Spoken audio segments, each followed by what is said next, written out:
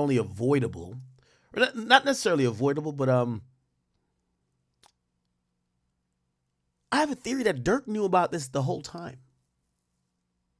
I think Dirk knew about this the whole time. I'm gonna give you some background knowledge that was happening that it makes a lot of things clearer, because if you haven't been really tapped in, it probably went over your head. Okay, so just let me play a little bit of this. This is talking about the indictment and also kind of alleges a couple of things as well. Here we go. Since he died, just come outside and go to war about him. He say, no, I'm thinking he let a how got him. He say, no, I say, let's go to war about it. Where he go? You better know the morgue got him.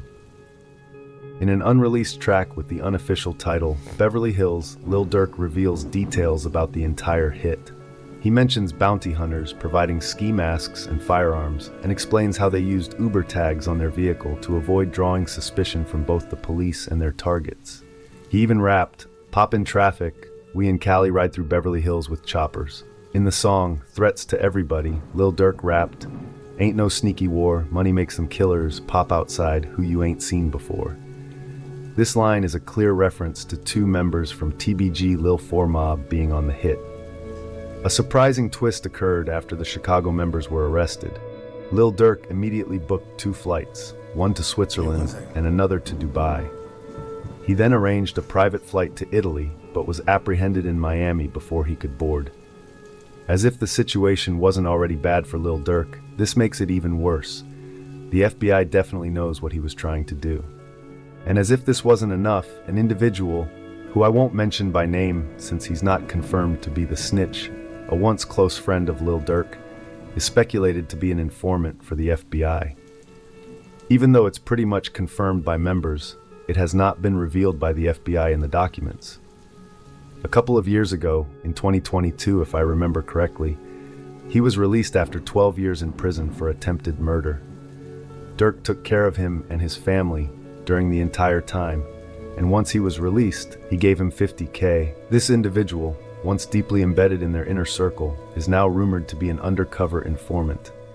If it's him, Durk is in big trouble since this individual has been connected to all of them: Durk, Zoo, Booka, Taytown, Lamron, the entire OTF, and the affiliated gangs around them.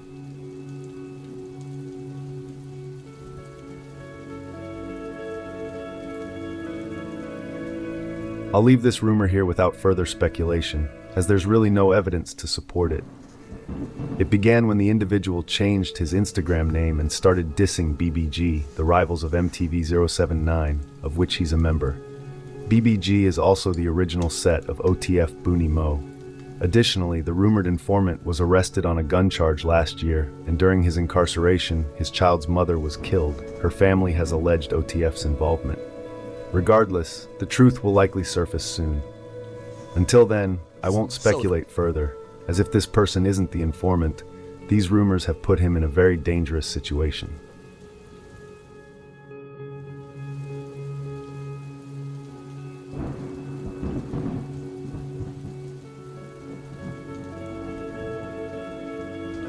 Didi, confirmed to have been involved in the hit and likely seated in the white BMW, is a high-ranking member of Taytown with a reputation for past violence. In 2014, he was arrested and charged with the murder of Travis from Shields. But after being released on a $90,000 bond, paid by Lil Durk in 2019, he eventually beat the case in 2023, which also included an attempted murder charge. The FBI is reportedly aware of Durk's tight relation with him.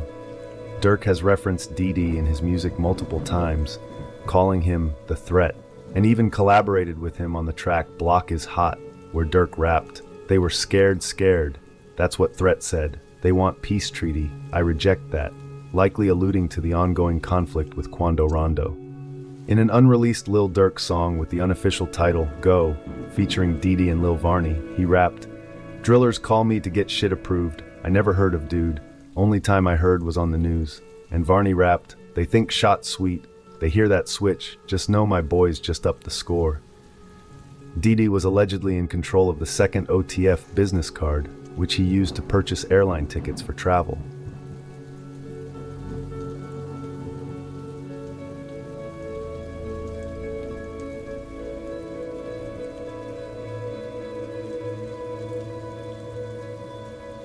Brown Eyes and Flacca, who were two of the arrested and confirmed to have been on the hit, are members from up north in Chicago, more precisely TBG Lil 4 Mob. They have been arrested multiple times before in Chicago for various crimes. I don't think they have any direct connection to Lil Durk, but rather that they had contact with Dady and someone else from Lamron, Taytown, or OTF. It did say Didi recruited these guys, so I guess, interesting. Brown Eyes is even followed by Dayday on Instagram. Brown Eyes and Flacca were the two shooters and were most likely brought in just to do the dirty work. They were caught on surveillance cameras from the gas station, killing Lil Pab and shooting at the black Cadillac. An interesting fact is that TBG Lil 4 Mob were allegedly the set. Yeah, remember I said, so if those two were the shooters, the other shooter is co-conspirator 2. I said that co-conspirator 2 is the one that's snitching on Durk. So the third shooter, whoever that is co-conspirator 2. They won't name him. We think he's telling. And that's who we think is telling on Durk. But clearly these guys, they were recruited by Didi, so they probably don't even know nothing about Durk. That killed young Pappy from TFG PBG in May 2015.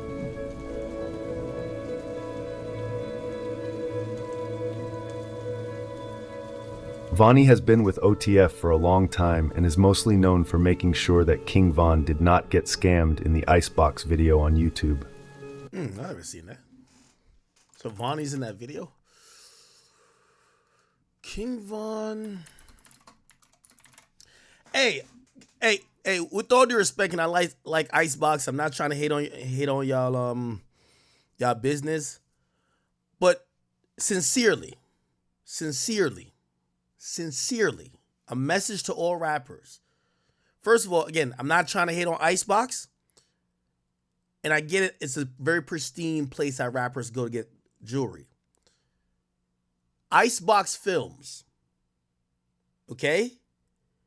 I know a lot of y'all like to bring your shooters and ice them out.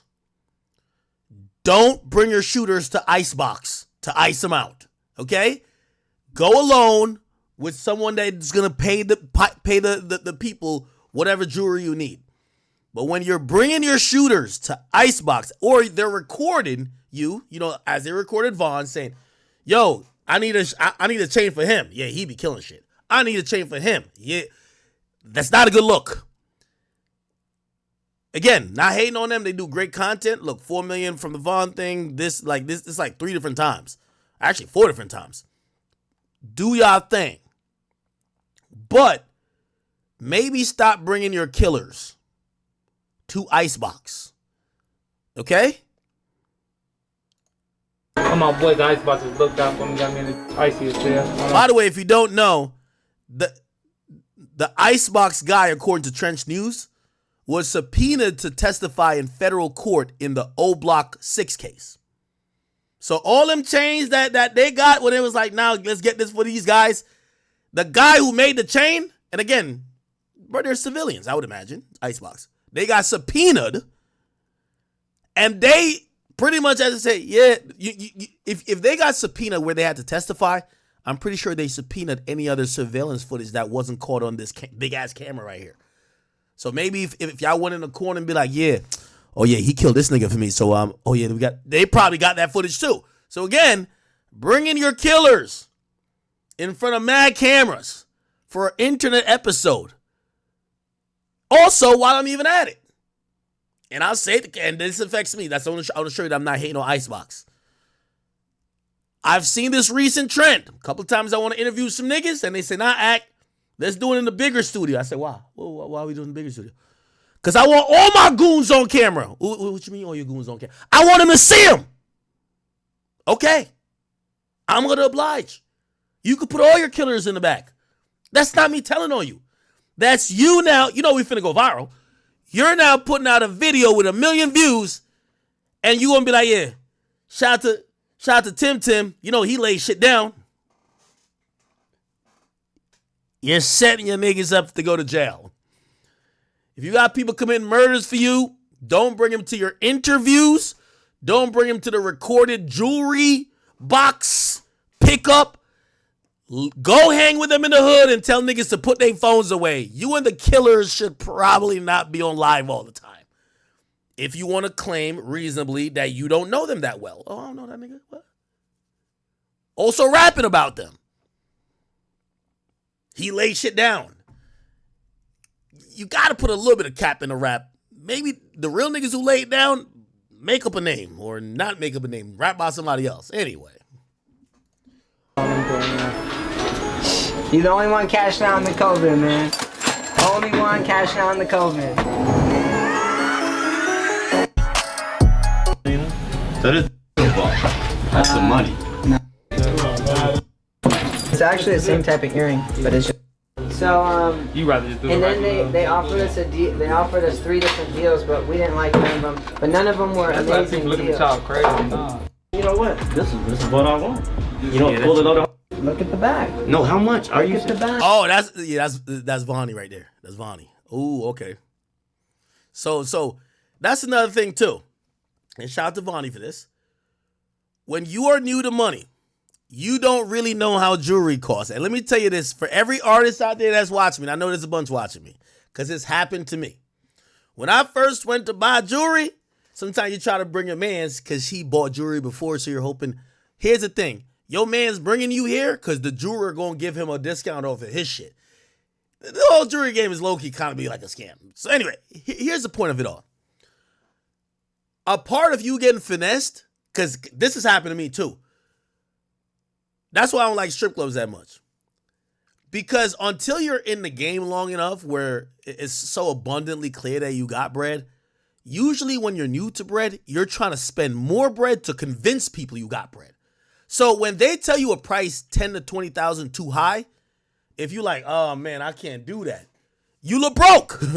It look like you don't belong. So sometimes you be like, nah, I got it. They're overcharging you though. Niggas is overcharging you.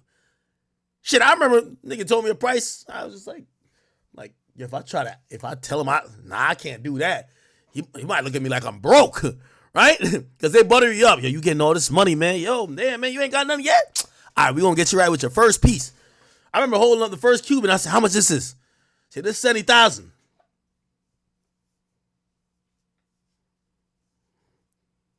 I got it. I'm pointing to my man. Yeah, the backpack. Yeah, I got it.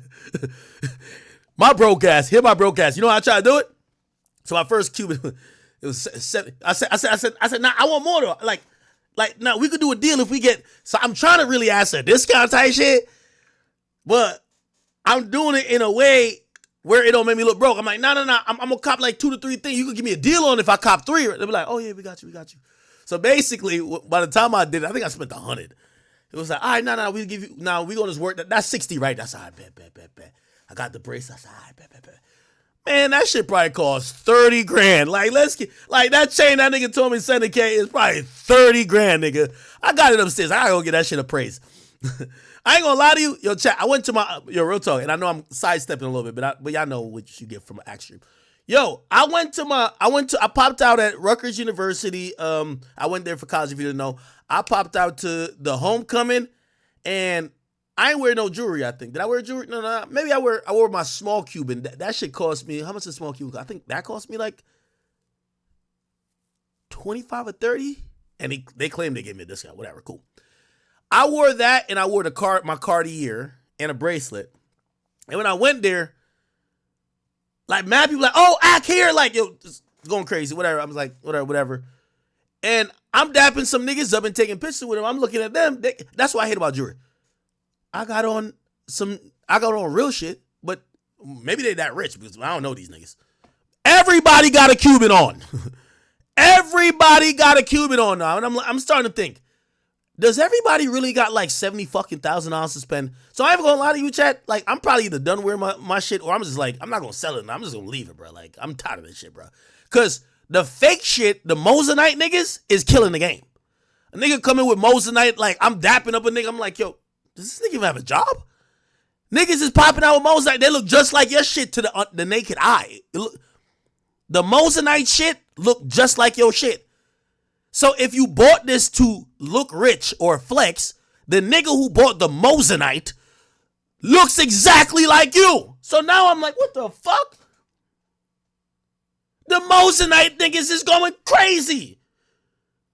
So now I'm like, God damn it. So imagine me wearing my shit. I'm risking, because I'm thinking, anytime I wear my jewelry, I'm thinking I got $100,000 on me. Niggas might try to, I gotta even move a certain way. These niggas got probably $800 on them. You get what I'm saying? So like, bro, why'd you spend $100,000 for? No fucking reason. Because you're trying to look different, but then all the nigga got the Mosinite and they look just like you to the naked eye. All right, they might not be famous, but like, so now I realize me showing up and people say, oh, that's act. That's bigger than what I'm wearing. So I don't know. I was actually Googling. I'm like, is there a new type of shit that niggas ain't bootleg yet that could show that my jewelry is out of this world? And Vlad showed me this shit, which was low key. Vlad was like, because Vlad has a Richard Mille. He has a Richard Mille. It's $250,000. And he showed it to me. And I'm like, yeah, I think this iced out bullshit is done. I think I'm going to just get like a rare, you know, them little weird ass watches, but they're rare, but there's no diamonds on them. And you're like, oh yeah, that's $300,000. I'm like, all right, maybe that's the flex now, because everybody got Mosinite. Anyway, I just went on a whole little rant or a little sidetrack. But yeah, these days, you can't tell, man. You can't tell. But this is the reason why I went to that story, because everybody who just gets money, a jeweler has finessed. They tell you they're giving you a deal. They're like, nah, just tag me on the gram. Nah, I took 10 bands off it. Just tag me on the gram. You know what I mean? Or the jeweler be like, nah, I just want to make a video saying you cop from me and you my client. You're like, all right. He's like, nah, I'm going to take, yo, you can't do 8. Like, nah, I'll do for 70 as long as, we'll just make a video. Just tag me on the gram. You done gave him mad free promo. He got 15 other clients. 15 other celebrity clients. And then like probably 100 regular people. And he took off $10,000 that it really didn't even cost. This shit cost 40. He's selling it to you for 80. He said, do a promo video for me. I give you for 70. Yo, stupid ass still paid 30,000 over the price. This is a finesse. Fuck. Anyway, I said all I had to say. First time, I don't know if this is the first time, but he shows up to go get jewelry. And I guess Vonnie is there to kind of make sure you don't get scammed. Let's play it. She's like, man, you know what? This is what I want. You know, pull another 140, you know? I'm my mom got a Camaro. Yeah, Oh, exactly. That's why I just had to pay it off. I told her to trade it in and get a new one, but I want my Camaro. See? Chat, I'm telling you. This is when you just finally got some money. When you talk to people, you're dying to let them know, I'm rich now. Nah, yeah, my mom got a Camaro. Nah, I told her, trade it in. Pay it off. He's qualifying himself because he thinks that these jewelers only deal with super rich people, and that he's trying to qualify himself to them to say, oh, no, I'm rich now, too. Now, I told my mom got a bullshit car. I told her to get a better one. You know what I mean? You're going to see it. It's a little too, like the little $2 one, the little, Yeah. And then she got grandkids and all types of stuff. Why you want a little Camaro? Nah, I just let her keep it. SUV. Yeah. Proud of you, man. Dog, you came a long way. You came a long way, man, for real. So that means you're giving us the watch for how much? However you look at it. Yeah. Now, he's smart. This is where they finesse the fuck out of you. This is where they rob you blind. So you just give us the watch for $5 then, and then you just keep the earrings. We don't want them earrings. No. That makes sense, don't it? Just give us- Now this nigga mad right here. He's like, why the hell is you telling this? Vaughn came here to give us all of his cash. You know the videos I love the best? I gotta show you this video. And then salute to Johnny Dang. I'm not hating on none of y'all jewelers. Keep getting y'all money. You know what I mean? There's a video I think he put up. I think it's with a what do you call the guy name again? Oh, it's with Funny Mike. Yeah, shout out to Funny Mike. You know, Funny Mike getting that bag. And Funny Mike go there and they make a video where it's like he gets some shiny shit and Funny Mike get all the money. No. Funny Mike get the shiny shit and Johnny Dan get all the money. It should be looking hilarious. Watch this. Look. Birthday, what you say? Too easy. Too fucking Yeah. easy. Come on, man. Come see what's going on, baby. Look at this. Yeah. Big boy birthday, man. You know what's funny? Like these look good. They look amazing. But the funniest part of it is always when they're handing the money over. Like, the niggas flexing with your money and you're flexing with like these diamonds that we don't really know. Like, I was listening to like, I think CJ So Cool go off on a rant. Like, he's been going through some shit. He said, I spent $1 million on jewelry and I never knew what a fucking carat cost. I didn't know nothing about jewelry. I would go to the jeweler. I would say, I want the biggest and the best. They would tell me some shit and I would just pay whatever they told me. I didn't know that, number one, they were using reduced quality and all that type of stuff. I only found out when it was time to sell it back because I was going through some shit. And I said, damn, that's all of us black people. Let's keep it a beat. Wait, how much? Whoa. Let me get that bag. Yeah. Oh, look. It's showing it. Look. Yeah, look. Let me get that bag right quick. Most of the time, he Let me put get that down bag, in the man. credit You card. see what time it is? Oh, and I got some more blue. blues in my pocket. Don't Don't sleep. Turn me up, big fan. But like this, the jeweler, he not that impressed with this. You know what he impressed with? Cold, hard cash. Yo, cold, hard cash. The jeweler's impressed with the cold, hard cash. We impressed with anything that sparkles. It's too. Hey, come on. Too easy. Yeah. Look, this is all you gotta see. Shout out to John Dang. No, I'm not hating on you. I love you, John Dang. I met you, by the way. You're dope. He flexing with the money, you flexing with your teeth. This is good. Hey, don't call me. Unless you got the blue. Look, the jeweler's saying, don't call me unless you got the blues. And the nigga, I guess he said, don't call me unless you got the teeth shiner. I don't know. Shout out to Funny Mike, though. That's my guy. I know you're going to call me. I want like Funny Mike. This is big money in my grill. Yeah. So I know you're going to call for that Funny Mike shit, but that's big money. Yes, Lord. Too fucking easy. Yeah. Okay, all right. All right, well. It's turn me up, big five. Yo, I went in to go get my jewelry. That nigga got a vault of hell. The nigga safe, nigga look like even if you stole the safe, you'll never get in. I'm like, where they put the money at, nigga, you'll never get in, nigga. Anyway, all right. Anyway, so we're back to this video. This is OTF Vonnie, and he's telling King Von, he's trying to make a deal for him. And by the way, that's W Homeboy for that. Trying to make a deal for him because right now he's gassed up off. He might just got a big deal, just got big payment. Somebody wired him $1 million, and now he's just looking to spend. And you know, when you feel like you're trying to put yourself off as $1 million nigga, say something called 70,000. You're not gonna like, you know, you're not gonna be like, oh nah, I'll only pay 60. Yo, I'm gonna be honest with you. Oh, chat. This is good. This is actually good. Yo, chat. All right, I'm gonna tell you some dumb shit. I can tell you some dumb shit. I'm gonna tell you some dumb shit because I'm saying this not to shame nobody. I'm telling you this how us black people really it works. I'm gonna tell you the truth. Remember I told you I won $1 million in gambling. Well, really, you know, I've lost millions. So like I had a good day. I won like $1 million. Usually I win a couple 100,000 or I lose a couple 100,000. And essentially I had $1 million and then I lost a bunch.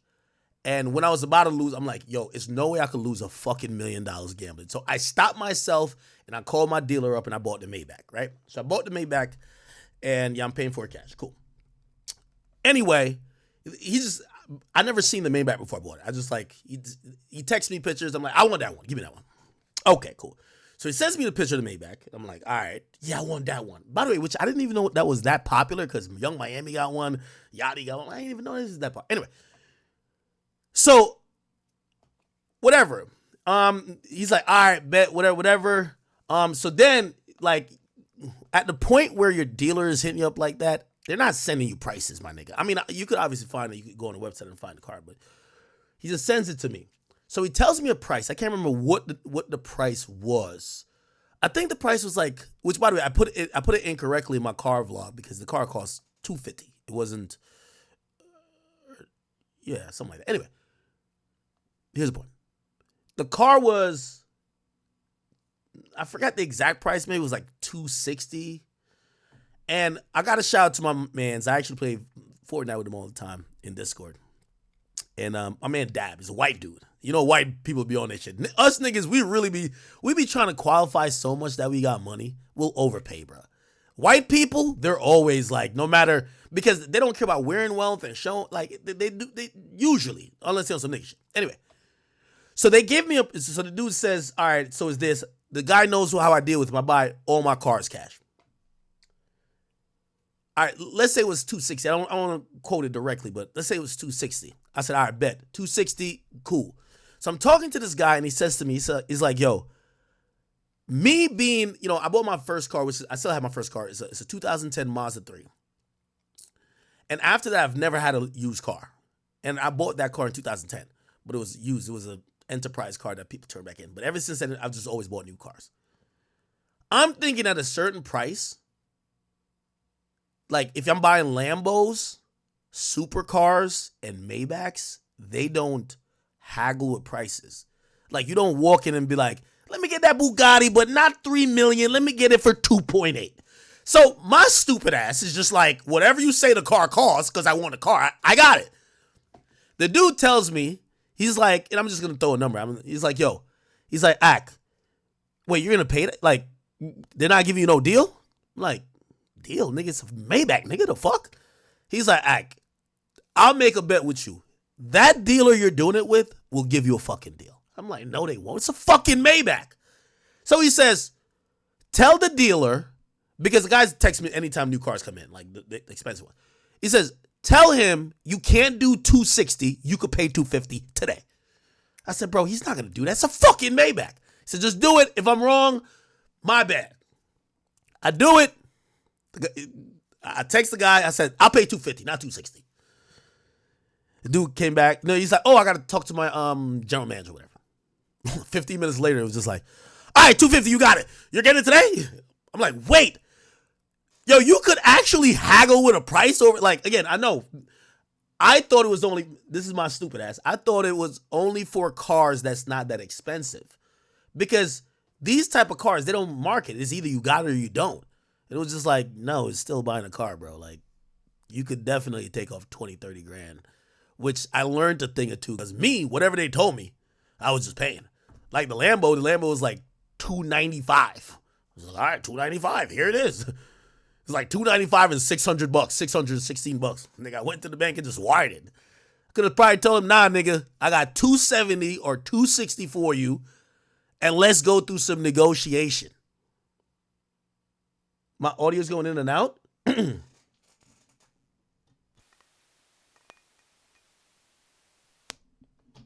Anyway, I'm good? Let me know if it's good or it's cracking. What's it? Fix your mic, nigga. Am I good? Mic check, mic check, mic check. I'm good now? I'm good? Okay, I think I should be good. Okay. So essentially, I found out that not because you're buying really expensive things, and it wasn't their fault, it's my fault. I'm going under the assumption I got to show y'all that I'm rich. By the way, here's a qualifier thing too. You know why I never had a car loan? This is why I never had a car loan. After my very first car. So when I started getting YouTube money, this is how long I've been doing this shit. 10 years ago, I wanted to go get a Mercedes. My credit was like, I got evicted from a place because one of the two people I was living with, they stopped paying me, right? Or they stopped paying their share of the rent. My name was on the thing. We got evicted because I was either going to have to pay for all three of us or nothing at all. So anyway, we got evicted. My credit's fucked. I'm getting money. It's 2014. I want to buy a Benz. I go into the Benz dealership. I try to go buy a Benz. They look at me and they said, okay, all right. Like I pick out the Benz. And I'm like, this is great. Like I sit in it. I'm like, oh my God, I'm going to finally own a Benz. Remember, my only car still is a Mazda 3, 2010. I said, all right, good. Yeah, I want this. Now I'm feeling myself too because I say, yo, I want people to feel like is my app still fucking up? My mic, I mean? If it's,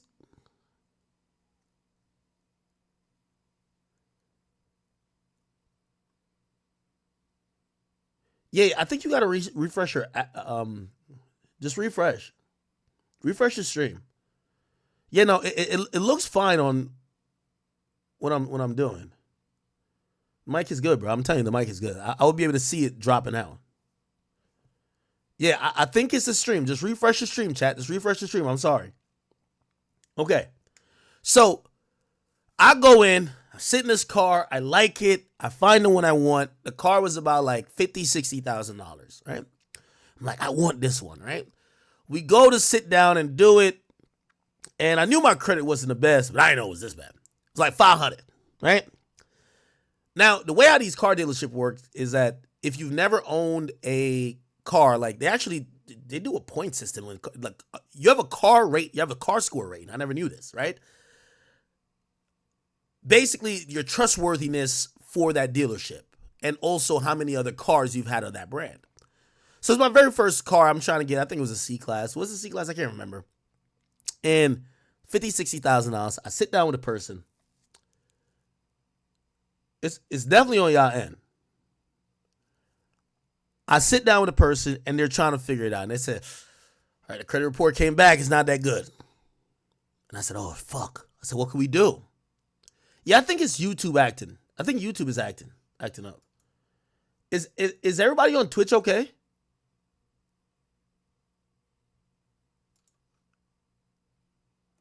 Okay. So they checked my credit. They wouldn't give me a car. I even showed my bank account. I think at the time, I don't know. I think maybe I had like $100,000 in my bank. And I was just showing them I could afford this car like twice. Like, what do you mean you're not giving me the car? Like, come on. Like, I want the car. I think I was trying to maybe even lease it. I was trying to lease it because, tax purposes. And I was like, no, I could finance it if I need to. They turned me down. And after then, I remember I grinded, and 2 years later, in 2016, I went back to that same dealership, and not same dealership, it was Mercedes, and I bought a G-Wagon. It was like $170,000, and I bought it. And I remember I built it because I was sitting with the guy. They're like, "Oh, you got this internal," and I felt like they were testing me. So we get to the point of payment, and it says, "So how are you gonna pay it? You want to do the credit application again?" And it was almost like I felt like people were just laughing at me. And my ass said to them, "I'm paying for it cash." It felt like the movie with DMX when he came in and threw the bag of money, right? Which I got to learn later. It don't work like that in real life. You don't come and throw in a bag of money when you're buying a $170,000 car. No, nigga, you're gonna wire that bitch. And yeah, and then even then, I remember when I got the car at the time, there was a whole problem with like Nigerians stealing cars. So they wouldn't. They had a 30-day hold on issuing the title because they couldn't issue the title because people were sending those cars immediately to Africa, and there was a whole like title fraud. I don't know. Anyway, here's the point. That me trying to prove myself got me into that mindset. A young black guy who just started making some money. I felt I had to. When I was turned down, I had to show I did have the money. Now, subsequently, I ended up buying everything with cash. House cash, 3 other cars cash. But still, I never really utilized credit. I mean, nowadays I am because I'm starting to leverage things. But it goes into this conversation with Vaughn. I get why you need some homie. Now, granted, I don't know if this guy has business sense or not. But the dude is there trying to help Vaughn, right? Like, yo, bro. Yo, you could get a deal from these guys, dog. Like, yo, dog. Yo, this fucking earring costs what? Nigga, stop playing, bro. Like, yo, give Vaughn a deal, nigga. Like, what are you doing? So he's trying to work the deal. You'll notice Vaughn is being quiet. Earrings. We don't want them earrings. No. That makes sense, don't it? Just give us the 1 to 5 right now. I want to take a shot with you like that. It's the same. So how much you tell? Dude said, I can't do that now. Look at Vonnie. 5 then, and then you just keep the earrings. We don't want them earrings. No. That makes sense, don't it? Just give us the 1 to 5 right now. I want to take a shot with you like that. It's the same. So how much you telling me the earrings for? Those are. Look at the back. No, how much are you? Look at the back. Okay, the They're not back. expensive. The back says 600. Okay. So that means you giving me these for 5,500. Like I said. Yes, and plus tax. Come on, man. You know Coming out of this. quarantine like that. I have to, bro. Dude said tax? What the fuck? Man, if a jeweler tell you taxes, cap, man. All they be doing, especially when you paying in cash. You think a jeweler who gets $20,000 from you in cash reports to the IRS they got $20,000? First of all, the jewelry that you bought for $20,000 really costs $10,000. So you know what they're gonna say? Oh, we got 14. That's an appropriate markup. 14. So the 6K is fucking, Now, granted, the bigger you get, it's harder to do because, the government is going to easily see that you're scamming off the top, right? Like, every now and then you see, like, some fucking Chinese spot who all cash transactions, they don't report at all. They get caught up in some shit. Hey, how much you say you want for this one? 70? I can sell for 80, no trade. 70 cash? No. Wire transfer? Yeah, because it's Jew. You see that? The dude said I could sell it for 80,000 no trades.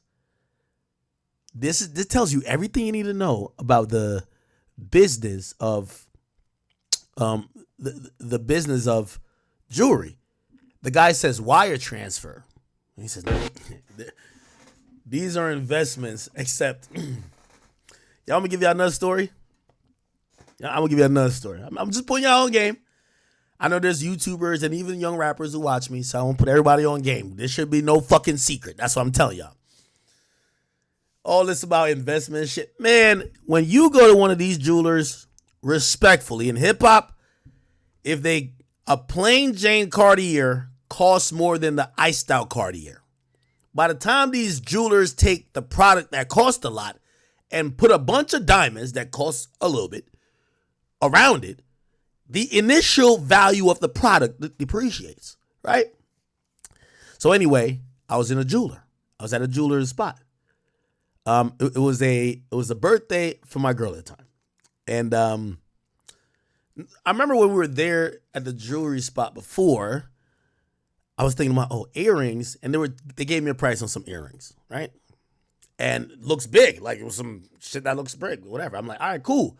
So here's what I'm thinking, because I'm thinking all jewelry's made the same. But this is what happens when you're aftermarket jewelry, a jeweler, versus the jeweler that worked for here's the story. So I remember I didn't buy it at the time. All right, I said, okay. Her birthday comes around. I said, all right, you know what? Well, let me go get her some earrings. It'll be some dope shit. Let's go do it. Now, the jeweler I'll be fucking with is in New York.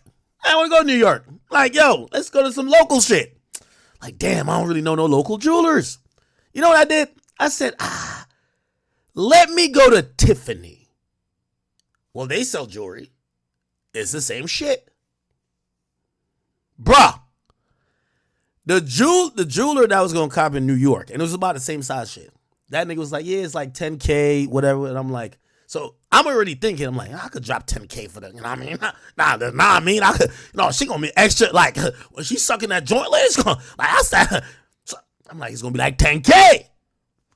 Gang, could you tell me? I walked in Tiffany. First of all, you should know, everybody's in suits. Everybody, but I'm thinking I'm in there on some, nigga, I got it. Let's do it, man. So, ain't no prices nowhere that you can see. I couldn't see a price to save my life. I'm looking around, ain't no prices. So I just I said, what size you want, baby? I'm like, how much is this shit? Said, let me get that one and that one right there. That one and that one. Or, no, and let's see both of them. She put both in her ears. I was like, all right, cool. What you like better? You tell them. There's a person there, like, everybody's in, even the woman's in the suit. I'm like, the fuck? So you tell her which one you like. She told me whatever. Again, they're both the same size, don't matter. I said, I bet. Let's do that. Yo, chat. I said, let's do that. So cool. So now I'm trying to figure out the way, the smooth way of asking the price. Because this is Tiffany's. But I walk in with my Cuban. I got my watch. I got my bracelet. Remember, my whole jewelry kit is like 100 bands. So I'm in it. So I'm like, man, I'm looking at my shit all shot. I said, man, give me them pussy ass motherfucking earrings. We ain't Tiffany's though. All right. He just said, oh, great choice. You know, they always say some compliment. Great choice. Like, these are to die for. I'm thinking this bitch better die sucking my dick when she get these. Come on, we got this. Bruh. They told me them 2 pussy ass piece of earrings cost $38,000. Nigga, my heart jumped from here to here. Now my bitch ass is here saying, well, I look fucking, because I told him, I said, nah, it's her birthday. You know, I got to cop her something nice. Now, here's the thing I'm going to keep saying about these hip hop jewelers. They're not selling you what Tiffany's is selling you. That's a fact. That's a fact. They're not selling you what Tiffany's is selling you. Nigga, it said 38,000. Bruv, I'm trying not to play broke. And of course I got it, but it's just like, nigga, I didn't think I'm paying that for no fucking earrings. I'm thinking about that. I'm like, yo, my mama used to be a school teacher. That's my mom's whole year. Fucking earrings, especially, I don't care about jewelry like that. I'm like, so now, and we had this conversation afterwards.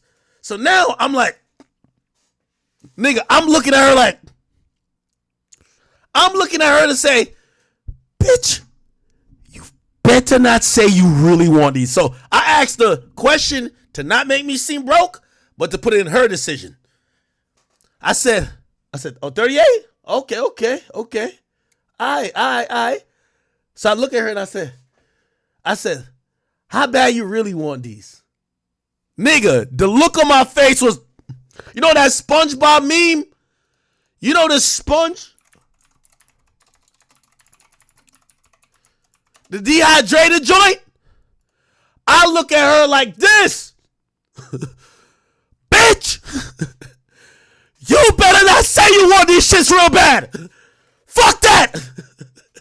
But I couldn't say it because I'd be the broke ass nigga that fucked up and walked in here because I pulled her in there.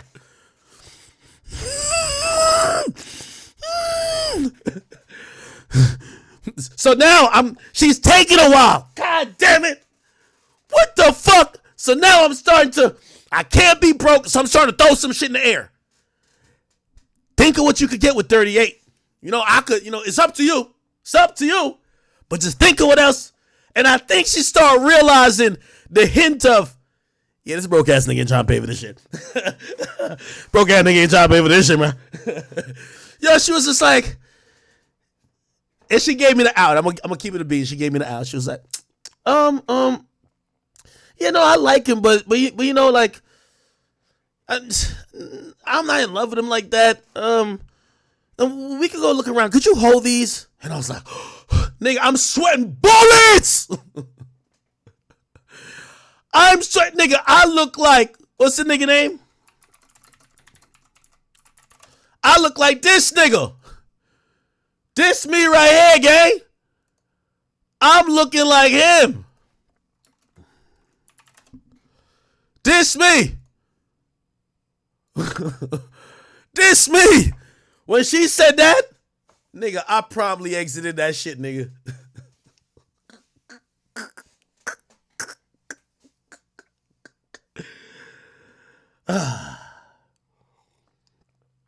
So let me ask a question to any jeweler out there. Y'all could take this tracks or whoever. Why the fuck, when I go to y'all store, y'all could show a nice pair of earrings and it'd be like, hey, these earrings cost like $5,000 or $10,000. And I go to the Tiffany store. It's a reason why they got commercials on TV. And that same size earring costs $38,000. What the fuck are you selling and what the fuck are they selling? That's the question. That's when I knew I'm done with jewelry. Nigga, what? Anyway, let's get back to this. We need to be at 30 right now. Okay? We need to change the earrings. 30 right now. Come on. By the way, here's another thing. The nice lady in the suit that was selling this to us and the gentleman, they weren't into, I could tell, they weren't into haggling. It was almost like when they was watching me, first of all, I walked in with a backpack. It was almost like, broke. It's like security be on high alert. Broke. They're here. Oh, the broke ones. Like, I ain't gonna lie. I'm qualifying myself to show I got bread. But they looking at me like, he's gonna ask for a discount. He wants to haggle. Oh my God. It's a haggler. It's a haggler. Calm down. Jesus Christ. 2.5 carat each ones. Man, 30,000 right now. That's it. That's all we got. I couldn't. We wouldn't even be able to touch that. We can put them in the 4-prong mounting if you don't like the 3-prong mounting. 30,000. We would not be able to get anywhere near there, like anywhere at all. Gang. Is this Linda? We got a lot of cars. Nah, that's my grandma name. She just passed away. All y'all do is go in Yeah. Okay, what color gold? Yeah, I know how to go. What's gonna be nice to Folks, women? motor cars I of don't know. Atlanta? You like Alex over She ain't there? got none. Chat, I went on a Tiffany store afterwards, gang. I'm gonna see if I can find the shit that they try to sell me, bro. Bruh. Nigga, I used to see, you know, be like, yo, get your ring with Zales. I'm like, all right, Zales. Nigga, I went to Tiffany and Co, nigga. Let me see if I can find what the fuck, earrings, nigga. Let me see if we can find it in this bitch. Nah, nigga, it was a big ass rock, nigga. It was none of this, nigga. It was just a diamond. Let me see if I can find this shit, man. Man, I don't know. And by the way, it wasn't like some extra special shit. Like, if you just wanted the big rock, like, it just costs tens of thousands of, it was like 20 plus, you know what I mean? We're not talking about some bullshit like this. Like, nigga, it was just a big ass diamond. You know what I mean? Nah, nothing like this, man. This is out of collective. I'm trying to find that. Tiffany.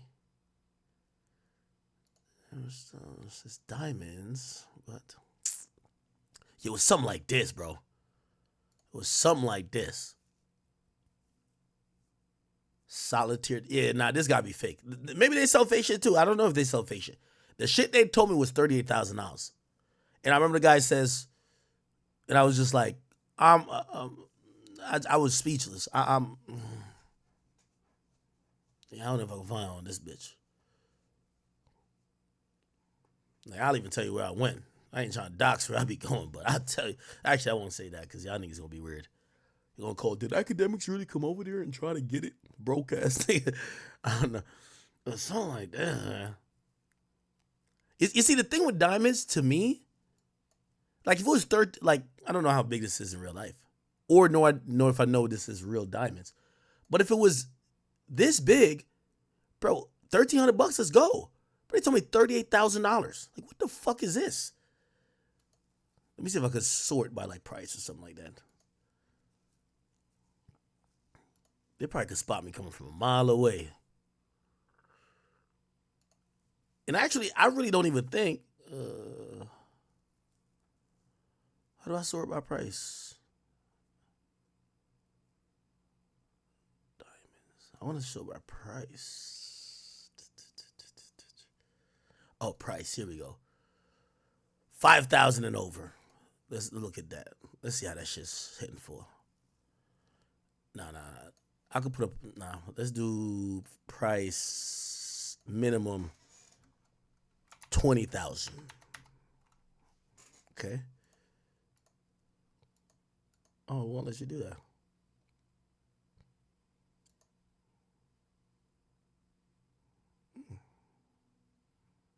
Yeah, it was no shit like that.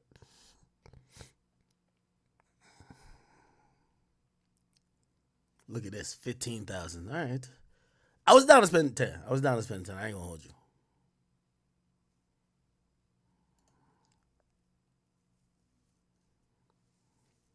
See, when you up in the store with your girlfriend like that, you thinking about all the time she done clean, cook, sucked you off. Like, you think about all good shit. Like, you know what?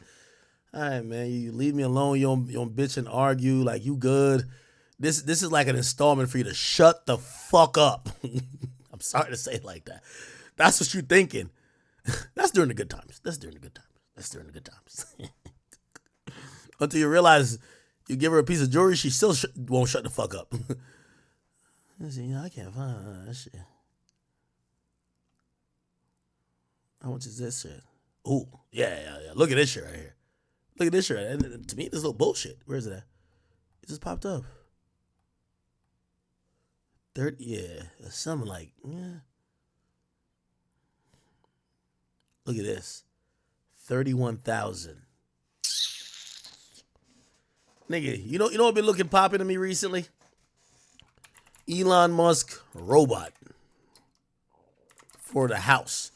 Elon Musk creating some robot that could be in the house. It's gonna cost $20,000 to $30,000. They won't ever talk. They'll shut the fuck up. One of these joints. Tesla's gear. Nigga, yo, chat. Before I cop a chick $30,000 worth of shit, yo, Elon just, for all y'all chicks who full of mouth thinking y'all Krishan Rock ratchet, y'all act bad, trust me, before I buy one of y'all a motherfucking thing more than $20,000, I'm copping these. The one that gonna do my laundry, clean my house, and shut the fuck up. Without needing to hire a teacher. Right here. Comes to engineering design. What? Oh, the reverse bend over? Oh, this shit's crazy. Yeah, Elon, you fucked the game up, man.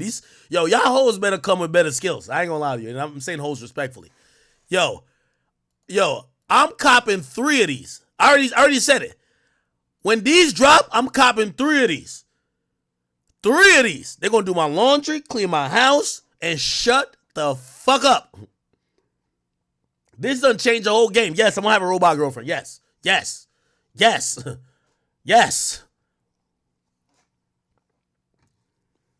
And I'm sorry, y'all women got something to compete with. I'm gonna tell you why. I know I went off the topic. We won't get back to Durk, but come on, we chilling for a couple hours. I'm gonna tell y'all why y'all got something to compete with now. Because if sucking dick and riding cock is the only thing you offer, well, there's bitches doing that for $200. So if you think that you cooking, cleaning, vacuuming is some priceless shit, well, Elon Musk just captured everything you do non-sexual in one robot, and you might be out of business. I ain't gonna lie to you, man. The human essence when developing Optimus. From the get-go, Tesla designed Optimus to embody a human-like nature. Standing at 5'10" and with an optimized weight of just 138 pounds, this makes for a robot that's not too heavy or bulky, even in the smaller homes. Yo, chat, I promise you I'm getting 3 of these. And it can't talk back?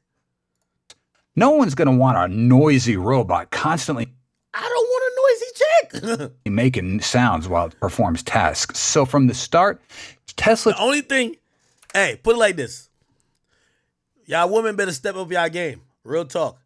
Because I think the robot maid is easier and closer to replacing the woman than the constantly making than the robot dog. Sounds while the robot dog ain't there yet. I gotta be able to pet you sometime, chill with you, you be the homie.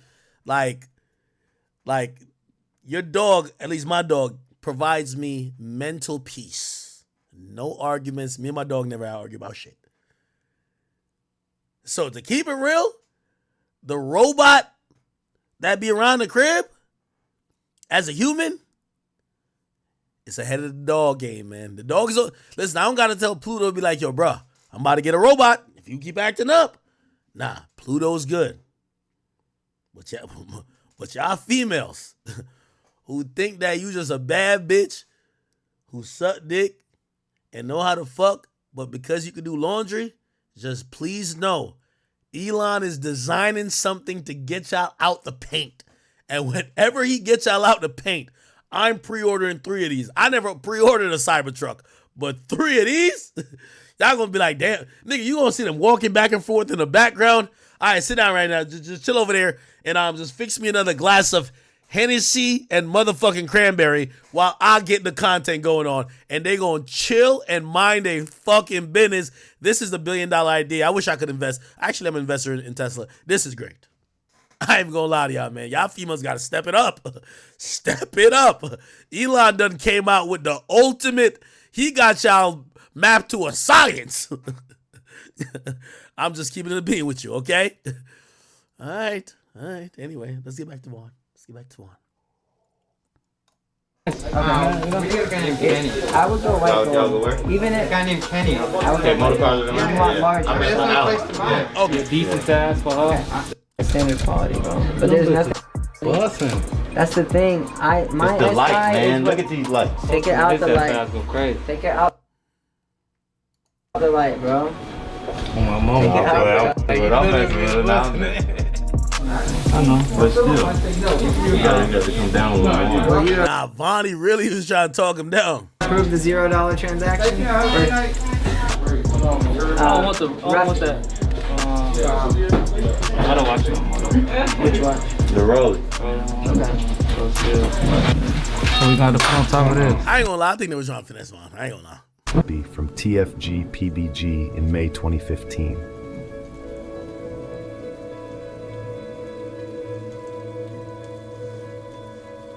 Vonnie has been with OTF for a long time and is mostly known for making sure that King Von did not get scammed in the Icebox video on YouTube. The document states that he was observed in a meeting in Universal City, Los Angeles, with two unidentified individuals, as well as Flacca and Brown Eyes. During this encounter, Vonnie was seen handing over multiple firearms, including one that had been modified to function as an automatic machine gun. Vonnie was, according to the documents, the driver of the white BMW that followed the black Cadillac Escalade for hours. He was the one that gave the other car the location of Quando Rondo and his entourage the entire time.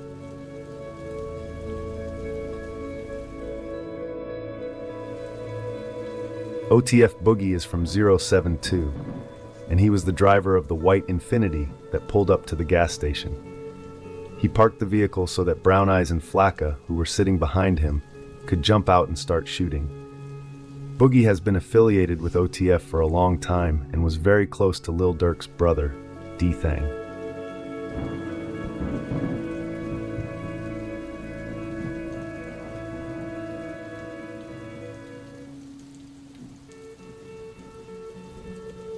The internet has probably had a big part in all of this. Not long after King Von's murder, fans got impatient and wanted OTF to retaliate, and fans of NBA Youngboy started trolling Lil Durk with Slide 4 Von comments. It was everywhere. Lil Durk could barely post on Instagram without his comment section being filled with Youngboy fans trolling him. It obviously bothered Durk, as he even rapped. By the way, I've seen some people say that Durk got tricked out of his position by Youngboy fans saying Slide for Von and 6ix9ine, who also was echoing the same. Do you think that's true or nah? Rapped about it in songs and even talked about it in an interview with DJ Akademiks. The internet definitely played a part in all of this. However, I think it has had very little influence when it comes to the determination to get back for King Von. I think Durk immediately put out a bounty on Quando Rondo and people around him, even before the Slide for Von comments started to appear. However, over time, I think it actually got to Durk, especially when they didn't get revenge. Year after year went by, and the fact is that the two actually involved in the murder of King Von are still alive. And now Durk is locked up, recently transferred to the feds, and will soon be transferred to California. The moneymaker is gone, and it will affect many members and family, and could actually be the end of OTF and Lil Durk's entire career.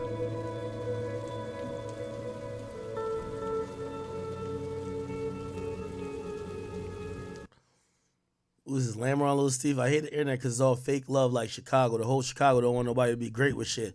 All you have is hate in your heart and hate on everybody who making a living for themselves. Like, how if you having a job that's motion, if you doing whatever that bringing $1, and at the end of the day, motion. Stop fucking hating and being lazy. This goes for goofy ass niggas and bitches. Free the bigger picture. Another interesting aspect in all of this is Lil Durk's recent efforts to reshape his public image. He has presented himself as more religious, established foundations to support vulnerable communities, and promoted a message of peace, although this appears inconsistent with his actions. At his last concert, he even displayed a billboard collage featuring deceased Chicago gang members, including both friends and rivals, and brought J Main from Jarrow City on stage. This seems like a move to deflect FBI attention, as it's evident that Durk remains connected to crime. Recently, he also received 2 keys to the village of Broadview, but they were swiftly rescinded following his arrest. He likely received this honor due to his significant financial support for Mayor Brandon Johnson's campaign, having donated over $150,000. As we know, politics often operates on exchanges of favors, which may explain. So here's I ain't gonna lie, the mayor kept it pretty diplomatic about his thoughts about Durk. What's important to know is that, let me see here. Mayor Johnson.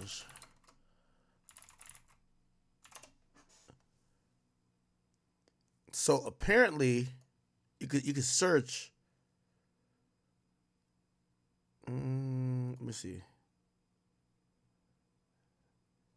So apparently, Durk was like one of the biggest donors of the mayor, right? Like he gave like apparently $150,000.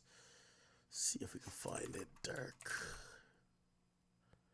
Yeah, and by the way, this was July 26th. They actually put this out. The Chicago mayor, who has raised nearly $2.6 million since his election in April 2023, nearly half of those funds come from unions. Another large check was from Grammy-winning rapper Lil Durk. Wow, that's interesting. So Durk, give me a second. Let me see if I can find. Since winning the mayoral seat, he's seen a name outside Chicago's usually political world crop up as his biggest financial backer, Lil Durk. Chat, I have a theory that Durk knew about this the whole time. Durk was trying to be smarter than a lot of other people. He was starting to, I don't think he thought the feds were going to come. I believe that he was going to, I believe he thought maybe being involved in politics and kind of back it. You gotta remember, a long time that Chicago hated on Keith was because of the mayor. The mayor, remember Rahm Emanuel? He always said that Durk, like Keith, was like one of the epitomes of violence and just like evil. He always shut down any shows or never really co-signed Keith being accepted until long after, until pretty much it was in L.A. Durk starts supporting the mayor, donates $150,000. By the way, if you look at, there's a list. Let me see if I could figure out the list. There's a list that shows all of his donators. Durk is one of the biggest donators. Mayor Johnson, Chicago. Let me just put list of donations. Contribution. Oh, yeah, this might be it. Let's see if we can find it. This might show the total one. This might show the total donations, but not necessarily break it down. Let's see. Contributions by candidates. Could we sort? I don't know if we could sort by amounts. Let's sort by amounts. Okay.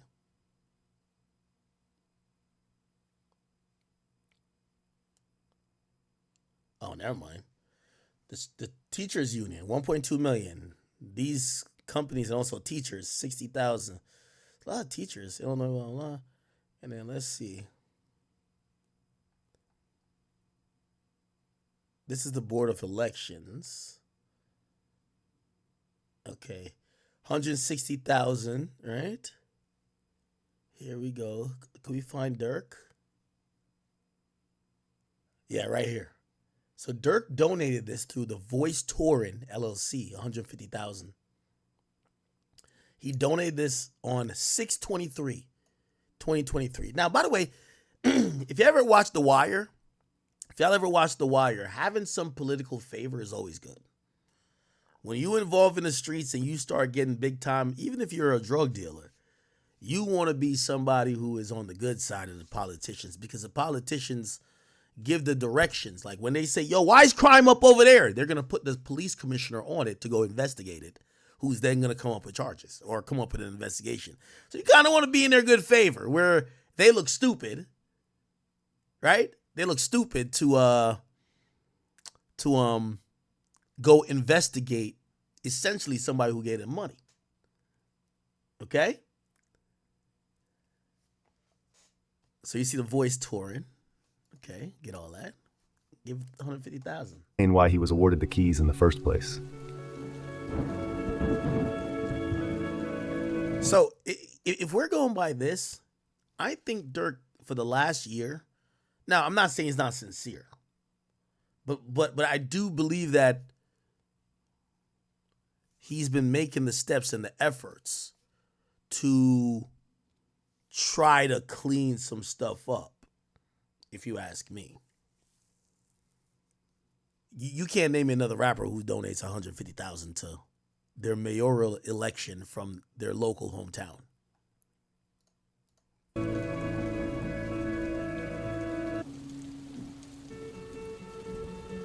My own Shout out to VA in the building. What up with y'all?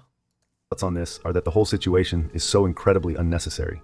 A small fight which happened due to arrogance and pettiness has now led to multiple people killed, injured, families destroyed, and now is perhaps Chicago's biggest rapper of all time locked up in the feds, and there is a big possibility that he will receive a life sentence.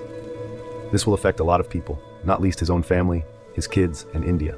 I can't believe Lil Durk put himself in this situation. I've always thought he moves smart, but his problem is that he's too afraid to leave his homies behind. However, it's no surprise really. Lil Durk has actually always been deep in the streets and never really left it. Over the years, he's been putting out bounties on people, supplying his block with guns, cars, and whatnot.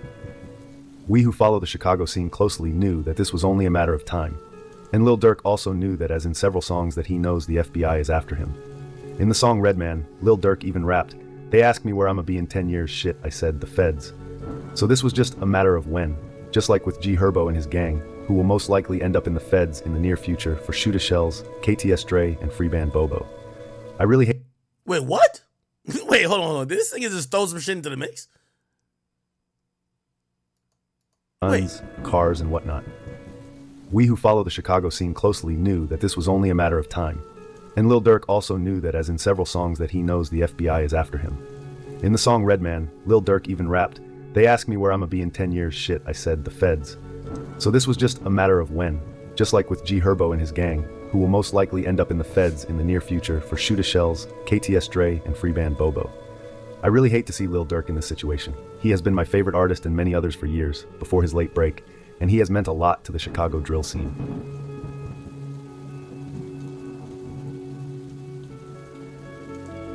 Wait, hold on. Somebody said, how y'all say Durk dumb? He got too much money to do this stuff and that. But if you ain't shit, but if shit ain't happen, he a bitch and ain't do nothing for Vaughn. Y'all be crazy. I hate when we let the internet control the streets and street politics.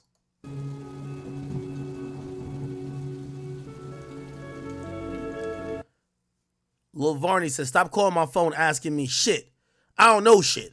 And y'all see, and I see all you niggas post my brother. Majority of y'all happy and be sneak dissing him. Now y'all acting like y'all hurt. Please stop the faking. Stay out of family business, and I go for all you blogs also.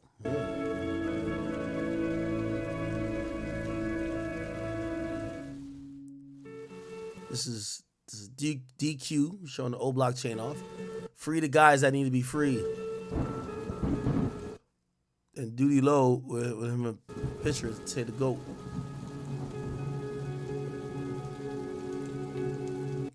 Channel Mafia? I don't know what that is. Thank you for watching this video. Please subscribe. Yeah, go show some love to my man Chicago scene, man. It's my boy. Goddamn interesting.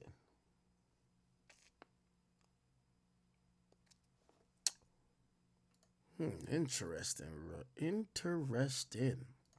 Now, here's the thing. We got a little bit more. So, shout out to my man Bradford Cohen, who actually went on Law and Crime. Another rapper federal. And he spoke about pretty much what the government has on Durk, and he's pretty much talking about what's necessary. Now, we've given our opinion.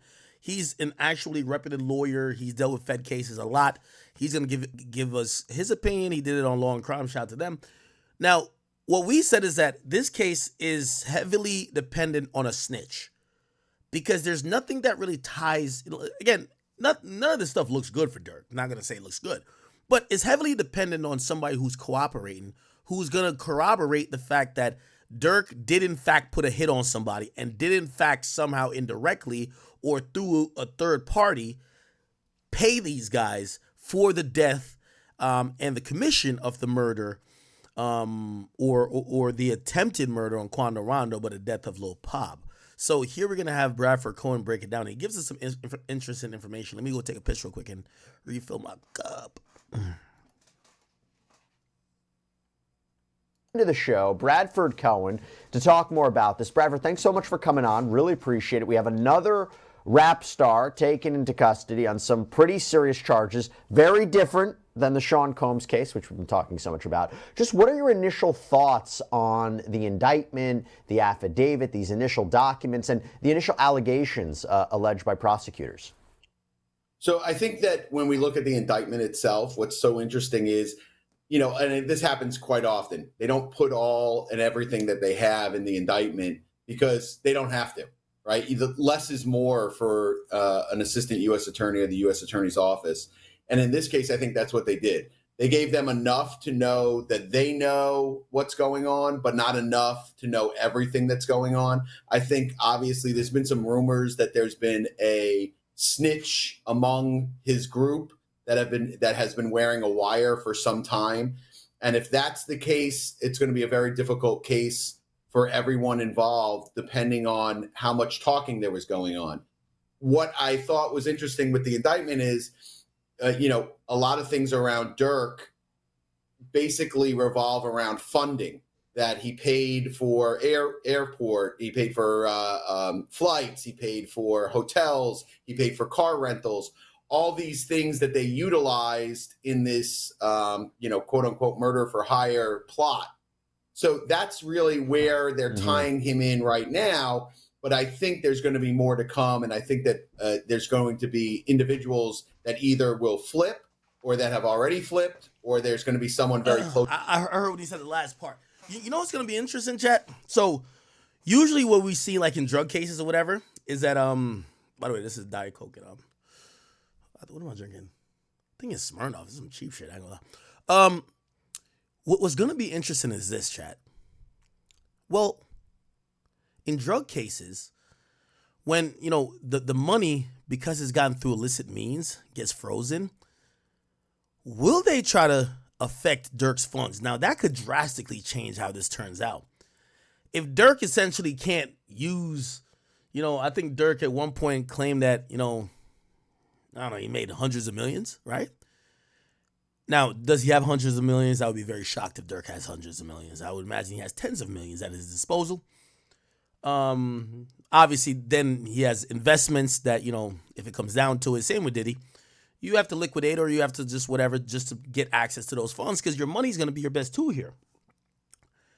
If they kind of come up with either RICO that turns his money against him in a way where they feel that a forfeiture should be able to freeze it. For example, him getting money through music would be non-illicit ways, which means, he got it legally.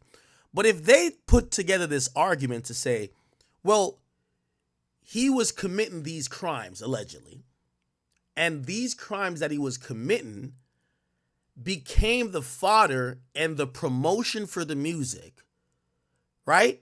And that the success of the music, I think that's a really hard thing to prove, but that the success of the music wouldn't have been so if he wasn't doing all this crime. They could possibly try to freeze some shit. I don't think it'll happen, but this is an angle because currently, to Bradford Cohen's point, they're pointing out Durk as the money man, and we could say it came through legal reasons with the or legal means with his career, but if his career is all about this type of stuff, isn't it intermingled? We'll find out later. Anyway, let me get back to it. Close to him that was wearing a wire that would be willing to testify as to his involvement, because his involvement right now is kind of tangentially involved, right? Where he's the funder, but there's no direct allegation that he said, hey, this is what I want done. There's an allegation that he spoke in code and he could have said this and all these different things, but there's no allegation that says, hey, this is what he said and this is what was going to happen. And to be clear, when we're talking about this, obviously there are multiple people involved. You can't have a conspiracy unless there are several people involved, especially something like this. So although Banks might be the most famous of the names that are called out in the indictment, he's not the only one. I'm going to list them out. In the indictment, we have Kevon London Grant, we have DeAndre Dontrell Wilson, we have Keith Jones, David Brian Lindsay, and Asa Houston.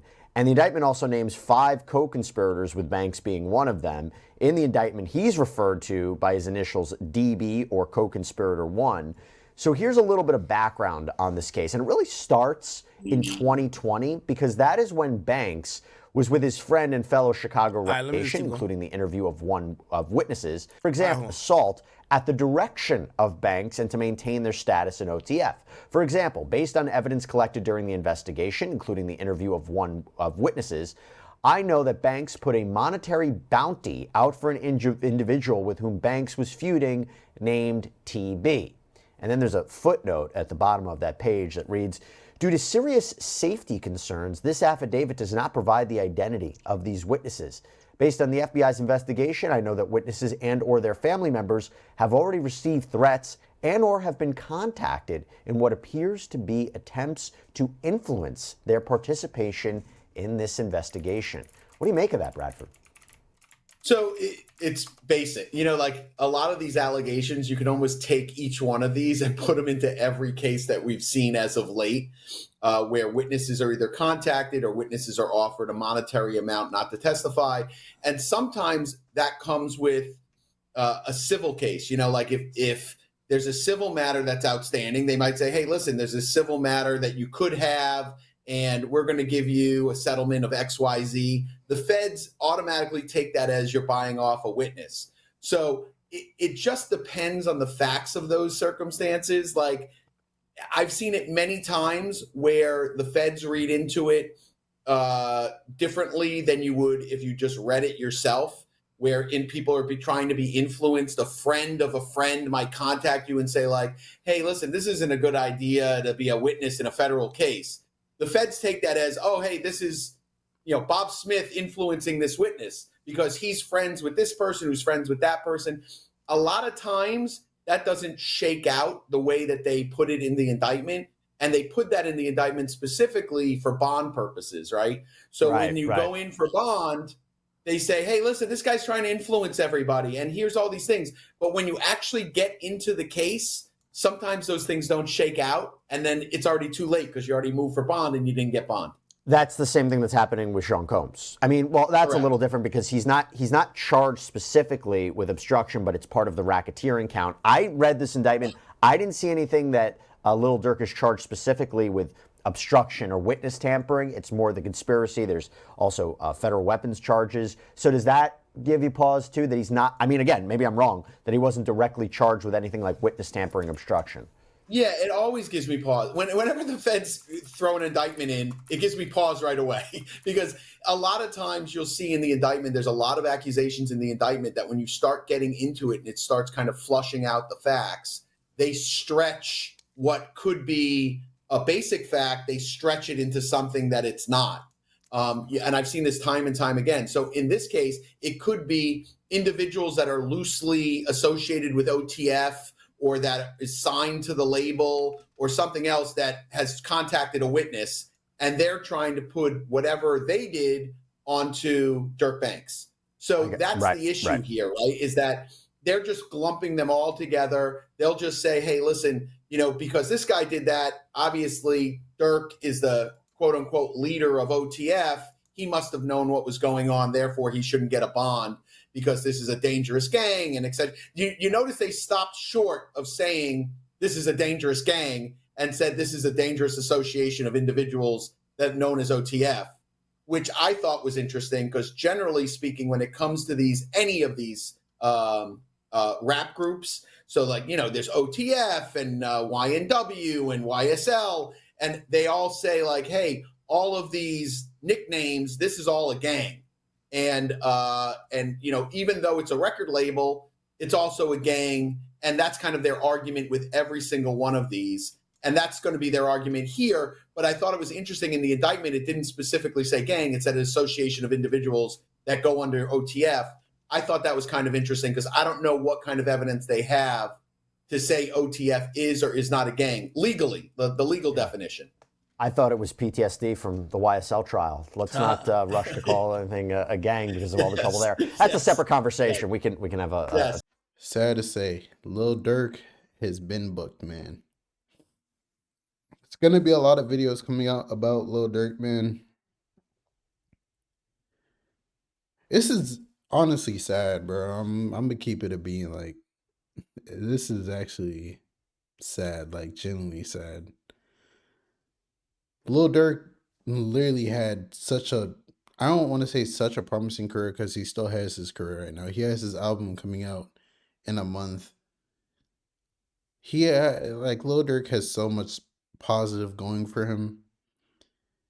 Like, this case for him is how I see if King Von was still alive for the FBG Duck case. Like, he would have got booked the same way. And they're gonna pin everything on Dirk. There's already snitches, like what Rex said. There's a murder involved, murder for hire. They're probably gonna come with a RICO case after. This is not state charges. This is federal charges too. So it's very, very, very much different. Man,